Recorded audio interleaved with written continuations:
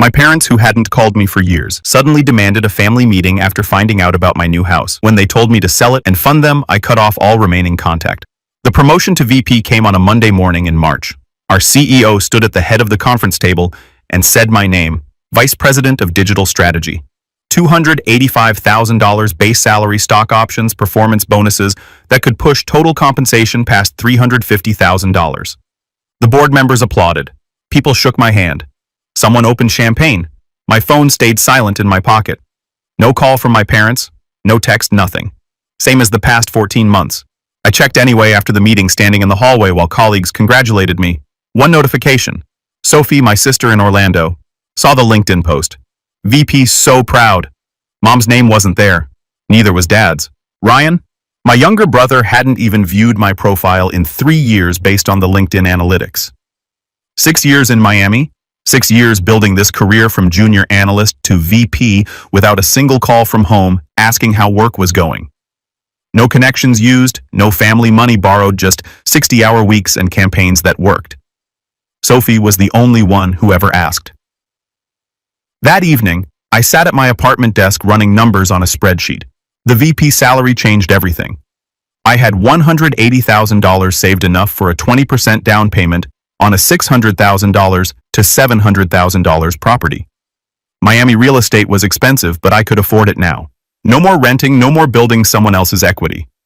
I called Vanessa Rodriguez, a realtor I'd met at a networking event 6 months earlier. I'm ready to buy, I said. Waterfront.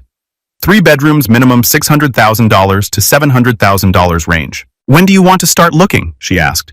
Tomorrow. I found it in 8 days. Days 1 through 6 were strikeouts. A Coral Gables condo that felt too urban. A Key Biscayne townhouse with no yard. A Coconut Grove modern that didn't have the right feel. 2 others that Vanessa suggested and I rejected within 10 minutes of walking through. Day 7. She called at 9 a.m. Just got a listing. Kendall Area Lake Access Modern Construction. Want to see it today? We drove out at 11. The property sat on a quiet street with direct lake access. 2,800 square feet, built 3 years ago. Floor-to-ceiling windows across the back. Infinity pool overlooking the water. A detached office that used to be a boathouse. All glass walls on 3 sides. Private dock extending into the lake. I walked through every room. Master bedroom with a balcony facing east. Sunrise over the lake. Open kitchen with granite counters. Stainless appliances. An island big enough to actually use. 2 guest bedrooms. The office had a separate entrance and enough space for a standing desk, monitors, everything I needed for remote work days. I stood on the dock looking back at the house. This is it, I told Vanessa. List price is $675,000, she said. Market's cooling slightly. We could offer $650,000 and see what happens. Do it. The seller accepted within 12 hours. Closing set for April 30th. I got pre-approved the next day. $130,000 down, $520,000 mortgage at 6.2% interest. Monthly payment of $3,095 including taxes and insurance. Easily manageable on my salary. I told exactly one person. Sophie answered on the second ring. Hey, what's up? I bought a house. Silence. Then, what? Lake property in Kendall closes end of April. She screamed. Actual screaming. Alex.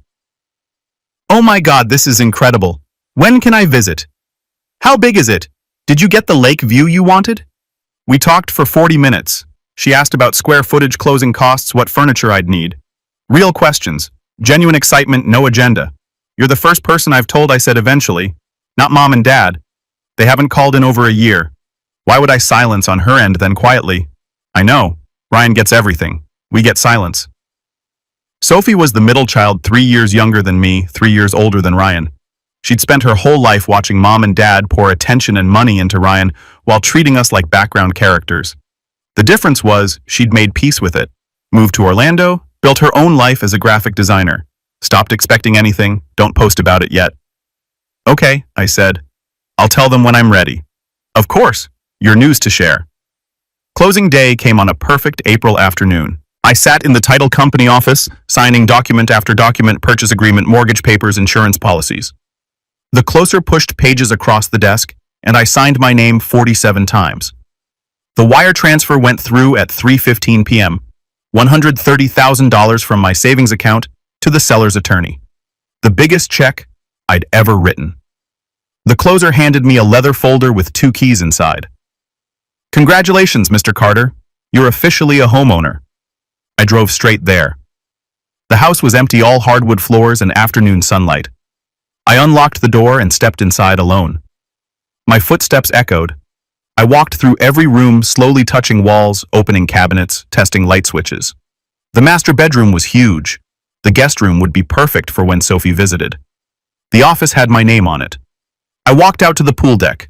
The infinity edge made it look like the pool flowed directly into the lake. Miami skyline, visible in the distance, shimmering in the heat. I stood at the edge, looking at water that stretched 200 yards to the opposite shore. All mine, all earned, no family help, no borrowed money, just me. Sophie drove down from Orlando the Friday after closing. She arrived at 7 p.m. with a housewarming gift, a framed print for my office that said, "Build your own table in minimalist typography." "Figured it was appropriate," she said, hugging me in the driveway. We spent Saturday morning receiving furniture deliveries, king bed for the master couch and chairs for the living room dining table that sat. Sophie helped me unpack boxes and arranged kitchen cabinets. We ordered pizza for lunch and ate it sitting on the dock with our feet in the water. Sunday morning we had coffee watching the sunrise. Sunday afternoon, Sophie started taking photos. "You need to document this," she said, phone out. "You look happier than I've seen you in years." She took candid shots. Me standing in the office with the lake behind me. Me at the grill on the pool deck flipping burgers. One perfect shot at sunset. Both of us sitting on the dock with wine glasses. The lake turning orange and pink behind us. "These came out amazing," she said, scrolling through. "You look so happy here." "I am happy. Can I post one just to my Instagram?" I hesitated. "The sunset one, but don't tag the location specifically. Just Miami. Nothing detailed. Promise."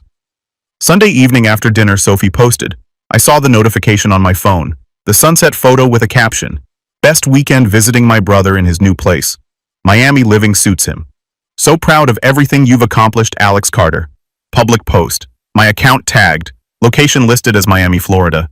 I liked it and thought nothing of it. Sophie drove back to Orlando Monday morning. We hugged in the driveway. "Thanks for coming," I said. "Thanks for having me. I love it here. You're always welcome." Tuesday morning I worked from home. Coffee at 8 a.m., laptop open by 8:30. Client presentation prep for a Thursday meeting. Quiet morning focused work. At 9:47 my phone buzzed. One notification, then 3, then 5, then it didn't stop. I picked it up. Instagram was exploding. Sophie's sunset post had 247 likes. Her posts normally got 30 or 40. The comment section was active. 68 comments. I scrolled through. Extended family I barely knew. Aunt Deborah asking, "Beautiful, where in Miami?" Uncle Mark commenting, "Congrats on the new place, Alex." Cousin Rachel with, "Wow, fancy, can we visit?" Then hometown acquaintances I hadn't spoken to since high school. "Wait, Alex lives in Miami now. I heard he got some big promotion. Someone said he's making bank." Then one comment that made me stop. "Brittany Ryan's wife. Gorgeous. We should visit. I saw it's a lake house. Ryan would love the dock." I stared at my screen. How did Brittany know it was a lake house? Sophie's photo showed sunset and wine glasses. No house visible. No dock. No identifying features. I opened Facebook Messenger. 3 unread messages. First one from Mom. First contact in 14 months. "Alex, when did you buy a house in Miami? Why didn't you tell your family? We had to find out from Instagram. No congratulations. No, we're proud of you. Just accusation." I didn't respond. Second message from Aunt Deborah. "Your mother is very hurt that you didn't tell her about the house. You should call her." Third message from a distant cousin named Brad. I'd met twice in my life. "Yo man, heard you're destroying it in Miami. We should catch up." My email dinged. New message from Sophie. Subject line in all caps. "I'm so sorry." I opened it. "Alex's mom called me 20 minutes ago asking for your address. Said she wanted to send a housewarming gift. I said I didn't have it memorized. Then Brittany called. Said Ryan wanted to surprise you with a visit. I said I couldn't give out your address without asking. Then Mom called back crying. Said I was keeping secrets and choosing sides. She made me feel so guilty. She said Dad's health insurance lapsed, and they might lose the house and you were their only hope, and if I loved them, I'd help them reach you. So I sent her a photo, the one I took from the front entrance with your address visible on the mailbox. I'm so sorry, I didn't think she'd forward it. She forwarded it to a family group chat. Carter family updates. You're not in it, but I am. Aunt Rachel added me. Ryan's in it, all the cousins, everyone. Mom wrote, look at Alex's $650,000 Miami lake house with private dock that he didn't bother mentioning to family. Meanwhile, Ryan is struggling and we're about to lose everything. Guess success makes you forget where you came from. I'm so sorry. I should have asked you first. Please forgive me, I read it twice. I read it, not angry at Sophie, angry at the manipulation. Mom had lied about Dad's health insurance to extract information, then weaponized it in a group chat I wasn't even in. I texted Sophie, not your fault, they played you. Don't feel guilty. She responded immediately. I feel terrible. Don't. This is what they do. At 11:30 my phone rang. Mom calling. I stared at the screen. Let it ring through to voicemail. The voicemail notification appeared. I played it. Mom's voice shaking. Alex, it's your mother. I don't understand why you're shutting us out. We just found out you bought a $650,000 house and didn't say a word. After everything we've done for you, this is how you treat family. Your brother is in crisis. Your father and I are drowning financially. We need to talk. Call me back immediately. This is urgent. I deleted it. At noon my phone rang again. Dad calling. Another voicemail. Son, this is Dad. Your mother is very upset. We need a family meeting to discuss some things. We'd like to do a video call Saturday at 10 a.m. This isn't optional. You owe us at least a conversation. Thursday afternoon, a text from Mom. Saturday, 10 a.m. video call. Be there. We're your parents, and you will talk to us about this house situation and how you can help your brother. I replied one line. I'll be there. Thursday evening, I sat in my office looking at the lake. Sun setting, water turning, gold boats moving across in the distance. They'd ignored me for over a year. 14 months without a call, no congratulations on my promotion, no interest in my life. Now they wanted to talk about my house and how I could help Ryan. I knew exactly what they were going to ask. I already knew what I was going to say. I opened my laptop, created a new Excel file, familyaccounting.xlsx, started entering data, years, amounts, purposes, repayments, numbers. I'd memorized over the years of watching money flow one direction in my family. Saturday was 48 hours away. That gave me just enough time to prepare receipts. Saturday morning at 9:58 a.m. I positioned my laptop carefully on the desk. Lake view visible in the background. Intentional. Second monitor angled away from the camera with my spreadsheet open. Glass of water, notebook. Deep breath. At 10 sharp, I clicked the Zoom link. 4 faces appeared on screen. Mom and Dad sat on their living room couch, dressed formally like they were going to church. Ryan and Brittany were in a bedroom somewhere, both in t-shirts. Ryan's hair uncombed. He looked stressed. Alex, finally. Mom's voice came through too loud. Do you know how hard it's been to reach you? Hi, Mom. Dad, Ryan? Dad leaned forward. We need to talk about this house situation. What situation? Mom's face tightened. Don't play dumb. A $650,000 house and you didn't tell your own parents. I told Sophie. Sophie isn't your mother. Sophie's called me more in the past year than you have. Uncomfortable silence. Dad cleared his throat. Let's not start with accusations. We're here to discuss family matters. Go ahead. Mom glanced at Dad, then back at the camera. Your brother is in a very difficult position. Ryan jumped in immediately defensive. The crypto market crashed. It wasn't my fault.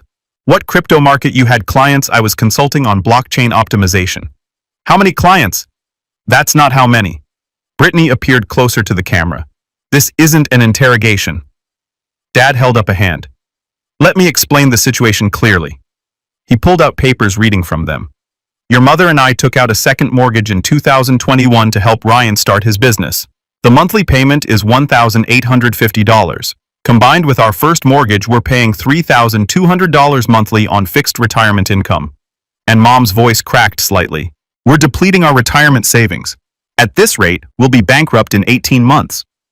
Dad set the papers down. We need help paying off the second mortgage. The balance is $38,000. Silence. I let it stretch. 10 seconds. 15. You want me to give you $38,000? Mom nodded quickly. It would eliminate the payment and save our retirement. Anything else? Mom and Dad exchanged a look. The kind of look that said they'd rehearsed this. Ryan and Brittany have been living with us for 2 years. Mom said they need to start their own life. They found a nice starter home. 3 bedrooms, good neighborhood, and a safe area. They need help with the down payment. How much? $45,000 for down payment and closing costs. I did the math out loud. $38,000 for your mortgage. $45,000 for Ryan's house. You're asking me for $83,000 total. When you put it that way, it sounds accurate. Brittany leaned into frame. It's not like you don't have it.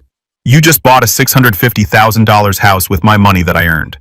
Ryan's voice went up. Come on, man. Family helps family. Does it? Mom spoke quickly. Words rehearsed. You're a VP making excellent money. You're single with no dependents. You have resources.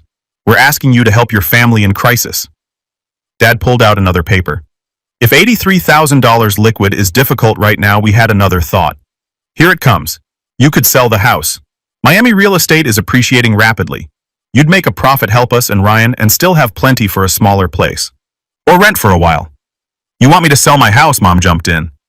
Or take a home equity loan. You just bought it. Banks would approve. Let me make sure I understand. I kept my voice level. You want me to either give you $83,000 cash, or sell my house, or go into debt to fix problems you created by giving Ryan money for 5 years? That's not fair, Ryan started. When's the last time you called me Mom? We've both been busy. 14 months, January of last year. You called to ask if I'd contributed to Ryan's wedding gift fund. Mom's face flushed. That's not... When's the last time you visited me in Miami? Silence? Dad looked down. Mom's mouth opened, but nothing came out. Never. But you want me to sell my house for you. I moved my mouse. Let me share my screen. The spreadsheet appeared. FamilyAccounting.xlsx in large letters at the top. Everyone's faces changed. Dad's eyes widened. Mom leaned back. Ryan went pale. Since we're talking about family helping family, let's review the data. Tab 1 Investment in Ryan. The table filled their screens. 2020 meal prep delivery. $25,000 given 4 months duration, 0 repaid. 2021 drop shipping store. $30,000 given 6 months, 0 repaid. 2022 crypto consulting. $45,000 given 8 months, 0 repaid.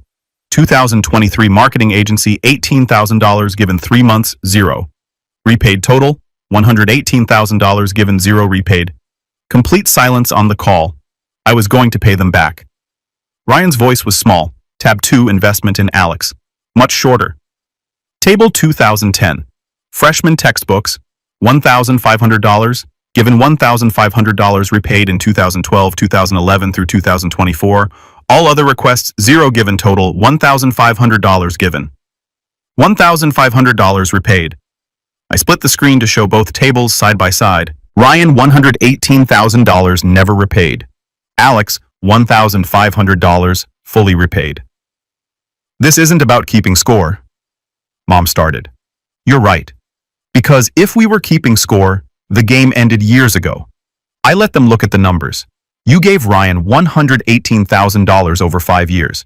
You gave me $1,500 over 15 years, and now you want me to give you $83,000 to fix the mess that $118,000 created.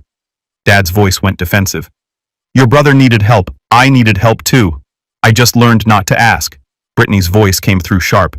So you're just going to let your parents lose their house? That's so selfish. I'm not letting anyone lose anything. Ryan lost their house by taking $118,000 for businesses he never built. That's not fair. They offered. Ryan was almost shouting now. Did you ever say no? Did you ever say, Mom, Dad, you're retired, keep your money even once? Ryan went silent. Mom's voice cracked. Alex, please, we're desperate. Your father's health insurance. Is Dad sick? Well, no. But so the health insurance thing was a lie to manipulate Sophie into giving you my address. Mom's face went red. It wasn't a lie. We're just worried about the future. You lied to my sister to get information you'd use to ask me for money. I stopped sharing the screen. 4 faces looking at me. Here's what I'm going to do. I'm going to say no. Everyone leaned forward slightly. No, I won't give you $83,000. No, I won't sell my house. No, I won't take out a home equity loan. No, I won't give you $8,300. I won't give you $83,000. I won't give you anything. Alex, please, where are your parents? Mom's voice shook.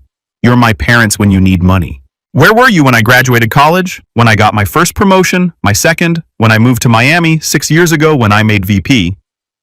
We've been dealing with Ryan's situation. Exactly. You've been dealing with Ryan for 28 years. You've been dealing with me for 0. My hands were steady on the desk. Do you know how I paid for college student loans? $67,000.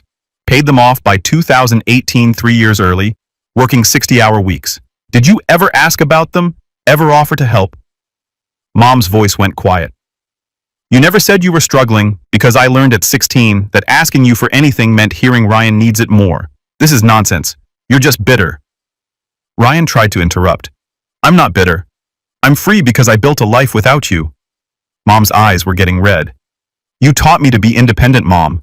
You told me my whole life I didn't need help because I was so self-sufficient. Congratulations, the lesson stuck. Lesson. Her voice broke. That's not what I meant. Yes, it was. Every time I accomplished something alone, you said, see, you don't need us. Every time Ryan failed, you said he needs us more. I learned my place. Tears started running down her face. That's so cruel. What's cruel is asking me to sell the home I bought with money I earned without your help. To fix problems you created by giving Ryan money he never earned. She was fully crying now, shoulders shaking. After everything we've done for you, what have you done for me specifically in the last 10 years? Name one thing. She couldn't speak through the crying. Dad put his arm around her. Look what you've done. You made your mother cry. No, Dad. You made her cry. You both did. By draining your retirement for Ryan's failures, instead of accepting he's 28 years old and needs to figure his own life out. These are consequences. I leaned toward the camera. Ryan needs to get a real job. You need to downsize and live within your means. And I need to never be contacted by any of you unless you want a relationship, not a transaction. This call is over. You're going to regret. Ryan started. I clicked end call. The screen went black for 2 seconds. Silence. Then the faint sound of Mom still crying before the connection lost completely. My face reflected in the black monitor. Alone, hands shaking slightly now that it was over. I took a breath, closed the laptop. My phone started ringing immediately. Mom calling, I declined it. Dad calling, declined. Ryan calling, declined. Text messages started flooding in. I watched them appear one after another. Mom, how could you say those things to me? I'm your mother. Dad, you will apologize for making your mother cry, or you're not welcome in this family. Ryan, don't exist to me, don't ever contact me again. Brittany, I always knew you were a selfish jerk. Hope your fancy house keeps you warm at night since you'll have nobody else. Aunt Deborah, your mother just called me sobbing. You should be ashamed. Cousin Bradley, wow. Family asks for help and you throw money in their face. You're disgusting. Then one different message. Sophie, I heard what happened. Family group chat is exploding. Are you okay? I texted back. I'm okay. Better than okay. I set the phone to do not disturb, stood up from the desk, walked through the house to the pool deck. The morning was perfect. 78 degrees light breeze sun reflecting off the lake. I sat at the edge of the infinity pool with my feet in the water boats moving across the lake in the distance. Miami skyline hazy in the heat. I just burned down the only family I had. And I felt lighter. I sat there for 20 minutes. No phone, no laptop, just water and sun and silence. Then I stood up, walked back inside, opened the laptop again. Client presentations still needed work. The Thursday meeting didn't care about family drama. Life didn't stop for this, and neither would I. Saturday afternoon at 3 p.m., my phone buzzed with a text from Sophie. Group chat is insane. Sending screenshots. I opened the images she sent. The family group chat. Carter family updates, the one I'd never been added to, was on fire with 127 unread messages since the call ended 5 hours ago. Mom's message at the top, I'm devastated. Alex said horrible, cruel things to me today. Told me I was a bad mother, made me cry after everything we've done for him. Aunt Deborah responded immediately. That's terrible, Linda. What did he say exactly, Mom? He threw a spreadsheet in our faces, said we gave Ryan too much money, refused to help us when we're losing our house.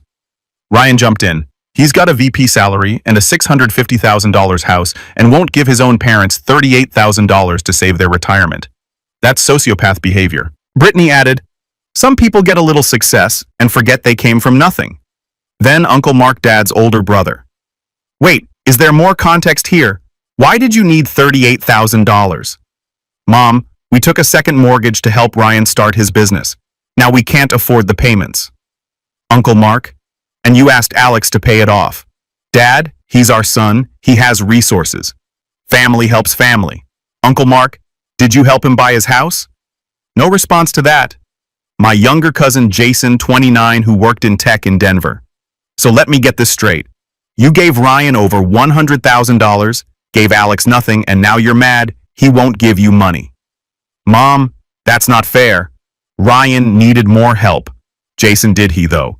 Or did you just enable him for years? Aunt Deborah, Jason, that's your aunt?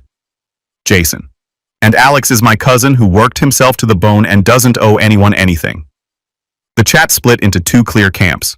Team parents included Aunt Deborah, Cousin Bradley, and older relatives over 60 who didn't know the full story. Team Alex included Uncle Mark, Jason, younger cousins under 40, and obviously Sophie. Sunday morning, Sophie sent another screenshot. Brittany had posted on Facebook publicly. Sad when family members choose money over relationships. Some people have resources to help struggling family, but refuse, praying for those in need while others live in luxury they didn't earn. The post didn't name me. Everyone knew anyway. 240 comments by noon, mostly from Brittany's friends who didn't know the context. Lots of praying for you and family should come first. Then Uncle Mark commented, earned it himself actually without any family help, which is more than some people can say. Aunt Deborah's friends attacked him in the replies. Sophie jumped in. Maybe people should build their own success instead of demanding others fund their lifestyle. Brittany replied, easy to say when your brother hoards wealth? Sophie fired back, easy to criticize when your husband has failed at 4 businesses funded by his parents. The thread erupted into 80+ comments of family members arguing. I closed the screenshots. Not my circus anymore. Monday morning at 9:15 my phone rang. CEO, Michelle Rivera. My stomach dropped.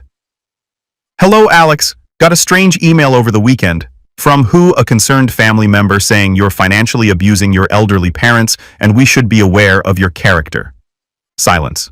I deleted it. Michelle said, want to tell me what's actually happening? I explained briefly. Family hadn't contacted me in 14 months. Found out about my house on social media. Asked me for $83,000. I said no. Now they were retaliating. They asked you to sell your house to fund your brother's life. That was one option they suggested. Yes. Long pause on her end. Jesus Christ, okay. Forward me any other contacts like that. This is harassment. Our legal team will handle it if it continues. Thank you. And Alex, you did the right thing. Boundaries are hard, especially with family, but they're necessary. Relief flooded through me. Thank you. Take today off if you need it. Actually, take the week. You've got PTO. I'll work. Honestly, work is the distraction I need. After the call, messages continued rolling in. Positive ones first. Cousin Melissa in Atlanta. Heard what happened. Team Alex, 100%. Don't cave. Uncle Mark, your dad called asking me to talk sense into you. I told him maybe he should look at his own choices. Keep your house, kid. Cousin Jason. Dude, stay strong. Ryan's been mooching for years and everyone knows it. My work friend David. Sophie filled me in. Want to grab dinner? My treat. Then the negative ones. Aunt Deborah, you broke your mother's heart. I hope you can live with that. Cousin Bradley. Success without family means nothing.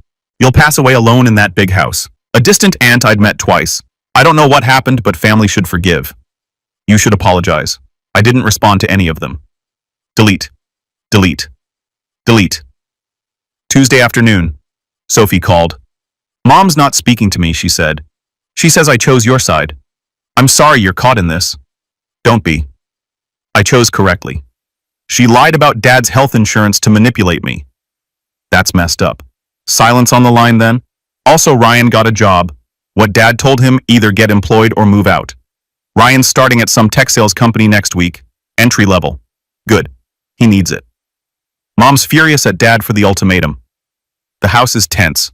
Not my problem anymore. By end of week 1, the dust started settling. Week 2 brought unexpected updates. Sophie sent me a LinkedIn screenshot on May 20th. Ryan's profile with a new post. Excited to join TechStart Solutions as BDR. Looking forward to growth opportunities. Business Development Representative. B2B software sales. Salary around $42,000 base plus commission, according to Glassdoor. First real job with a salary in 6 years. The comments were telling. High school friends congratulating him. Family notably silent. His past business partners posted nothing.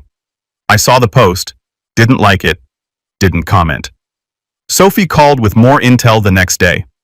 Ryan's working 9 to 6 every day, hates it, complains constantly to mom about cold calling and quotas. But Brittany's parents told them they could move into their Tampa guest room, only if Ryan stays employed for 6 months. What about Brittany? Got a part-time job at Sephora, first job in 3 years, and mom and dad house is listed for sale. They're downsizing to a 2-bedroom condo. Mom took a part-time job at Target 20 hours a week. Dad's doing consulting work, small insurance projects for old clients. So they're figuring it out without your $83,000. They always could. They just wanted the easy way. The realization settled in over those 2 weeks. Everyone was surviving. Ryan was working. Parents were downsizing. Brittany was employed.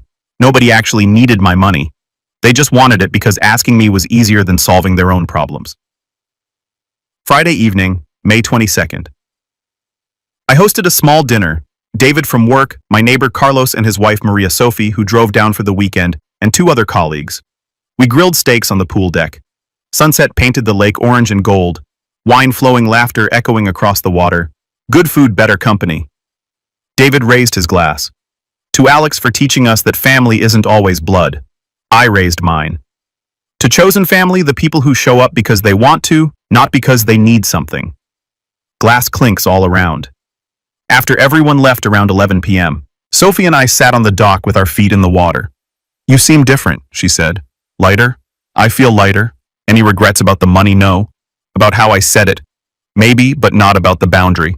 Mom asks about you sometimes in a roundabout way. What does she say? I wonder if Alex is okay. I hope he's eating well. Never. I was wrong, or I understand why he's upset. So nothing's changed.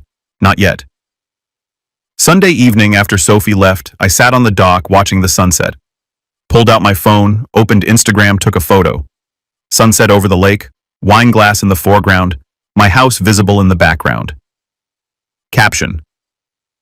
Someone once suggested I should sell this house to help family. I chose differently. I chose to build a life where my worth isn't determined by what I sacrifice for others, but by what I create for myself. No regrets. Posted it public within 2 hours, 420 likes, and 100 comments. David living your best life. Uncle Mark, that's my nephew. Cousin Jason King, energy, a colleague from work. Proud of you for setting boundaries. Sophie, the best view in Miami. Then the negative ones predictably appeared. Aunt Deborah, some of us value family over pride. Cousin Bradley must be nice to be selfish. Brittany, enjoy it while you can. I deleted Brittany's comment, blocked her account, left the others, closed Instagram, set the phone down on the dock, feet in the water, Miami skyline glowing orange in the distance, boats creating small wakes across the lake. 3 weeks ago, I had a family I barely knew. Now I had a life they'd never understand. And for the first time in 34 years, I was completely okay with that. Thursday afternoon, August 6th, 3 months after the call that ended everything. My phone rang at 2:47 p.m., Dad calling, first time since May. I stared at the screen for 3 rings, then answered. Hello, Alex. It's your father. I know. Awkward silence. I could hear him breathing, searching for words. How are you? I'm good. We're adjusting. Sold the house last month. Moved into a condo last week. 2 bedrooms in a 55-plus community. It's smaller but manageable. That's good. Another pause. Longer this time. Your mother is working at Target part-time. 20 hours a week. I'm doing some consulting projects helping old clients with insurance audits. We're making it work.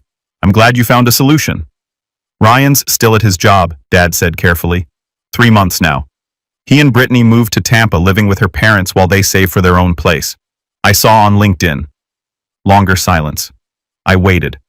I've been thinking about what you said on that call in May. I said nothing. You weren't entirely wrong. Not you were right, but weren't entirely wrong. For Dad, that was massive.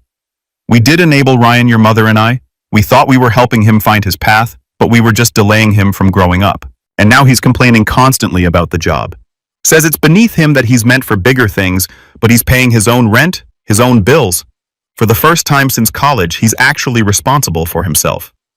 That's progress. Your mother. Dad cleared his throat. She's still hurt about what you said.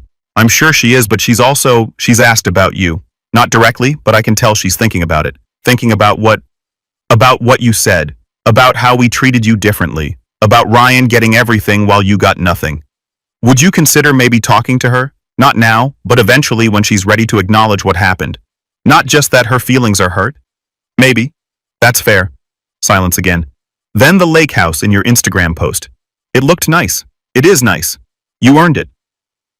3 words I'd waited 34 years to hear. Thank you. I should go, but take care of yourself, son. You too, Dad. The call ended. I sat in my office staring at the lake for 5 minutes. Not forgiveness, not reconciliation, but acknowledgement. Small, incomplete, but real. Labor Day weekend. Sophie drove down from Orlando.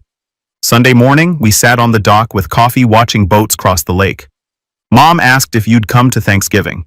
She said she asked you to ask me. Yeah, she won't ask directly. What do you think I should do? Sophie looked at me. I think you should do whatever feels right for you. Not for her, not for Dad. For you. I watched the water. I'm not ready. Then don't go. Does that make me petty? It makes you honest. They ignored you for years. 3 months of them thinking about it doesn't erase that. Maybe next year or the year after when I know they want a relationship with me, not access to my resources. That's fair. What will you do? I'll go. I'll eat turkey. I'll leave early, and I'll come here for the weekend after. Deal. That afternoon I sent Mom an email. Mom, I got your Thanksgiving invitation through Sophie. I'm not ready to come this year. What was said in May can't be smoothed over with a holiday dinner. When you're ready to talk about the actual issues, the favoritism, the years of being ignored, the manipulation, I'm willing to have that conversation, but I won't pretend everything is fine when it isn't. Alex, no response came, but also no angry response. Progress, maybe. New Year's Eve. I hosted 15 people at the house. Friends from work, neighbors who'd become friends, Sophie and her new boyfriend David and his wife, even my CEO Michelle and her husband. The pool deck was transformed with string lights and catered food champagne bar set up by the Infinity Edge music playing across the water. At 11:45, everyone gathered by the pool. David raised his glass. Before midnight, I want to say something. Alex, thank you for hosting, for being an incredible friend, and for teaching all of us that family isn't just blood, it's the people who show up. Applause around the deck. Sophie stepped forward. To my brother who finally figured out that he doesn't need people who only show up when they want something. I stood raising my glass. To all of you, a year ago, I bought this house thinking it would be a good investment. Turns out it was the best investment I ever made. Not because of property value, but because it taught me what I'm worth. To boundaries, chosen family, and lake views, nobody can ask you to sell. Laughter, cheers, glasses clinking all around. Midnight came with a countdown from 10. Fireworks launched from neighboring docks reflecting in the lake. Champagne toasts, hugs. Sophie hugged me tight. Happy New Year, big brother. Happy New Year. After everyone left around 2 a.m., I stood on the dock alone. The lake was calm, reflecting city lights and stars. Last year, I'd lost a family I never really had. This year, I'd built one that chose me back. Best trade I ever made. 18 months after the call that changed everything, here's where everyone landed. Ryan was still at TechStart Solutions, got promoted to senior BDR after a year, makes $58,000 plus commission now. He and Brittany live in a small apartment in Tampa. No boats, no designer clothes, just normal life. We don't talk. Maybe someday, maybe not. Mom and Dad adjusted to condo life.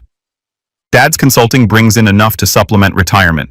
Mom works retail 20 hours a week. They sent a Christmas card last year, first one in 3 years. I sent one back. Baby steps. Sophie moved to Miami last month. Got a design job at a firm in Brickell. She's staying in my guest room while apartment hunting. Having her here is good. She's the family I choose every day. Me senior VP now. $340,000 salary. Stock options vested. I could afford a bigger house, but I'm keeping this one. Not because I can't upgrade, because this house means something. It's the line I drew, the boundary I held, the choice I made when everyone told me I was wrong. June afternoon working from my home office. Laptop open, client reports, Miami heat building outside, phone rings, unknown number, Minnesota area code. I let it go to voicemail. The notification appears. I play it. Hey Alex, it's Brad, your cousin. Long time. Listen, I'm starting a business app development and I heard you're doing really well. I was wondering if you'd be interested in investing. Nothing huge, maybe $25,000 to start. Let me know. I delete the voicemail mid-sentence. Smile. Text Sophie. Someone just asked for investment money. Guess I'm officially successful. Her reply comes immediately. LOL. What did you say? Me nothing. Deleted, blocked, moved on. Sophie, proud of you. Me learned from the best. I close the messages. Return to work. Through the window, lake view stretches out. Afternoon sun turning the water gold. Miami skyline hazy in the distance. Dad wanted to teach me about family obligations. He succeeded, just not the way he intended. Obligation isn't about money, it's about respect. And when someone shows you for years that they don't respect you, you're not obligated to fund their life. You're obligated to protect your own. Some people call that selfish. I call it survival. And from where I'm sitting, survival looks pretty damn good.